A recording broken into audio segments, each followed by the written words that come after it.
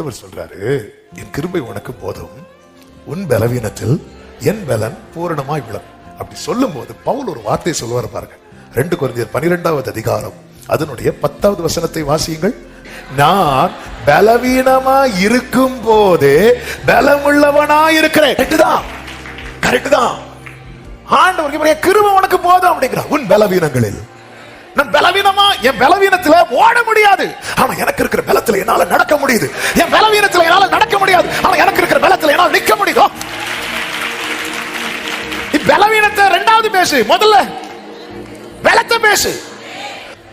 பவுலை பலவீனப்படுத்துறது யாரு? சாத்தானுடைய தூதன். பவுல் யார பேசுறான்? பலப்படுத்துகிற கிறிஸ்துவ. பலவீனப்படுத்துகிற தூதன் பெரியவனா, பலப்படுத்துகிற கிறிஸ்து பெரியவனா? ஆமென்.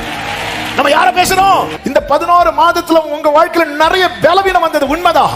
இந்த 12வது மாசம் அது நடுவில் உங்களை பலப்படுத்தினாரே. ஹalleluya. பவுல் வாழ்க்கையில சாத்தானுடைய தூதனை குறித்து 3 முறை பேசுகிறார். வாழ்நாள் எல்லாம் தன்னை பலப்படுத்துகிற கிறிஸ்துவை குறித்து பேசிக்கொண்டே இருக்கிறார்.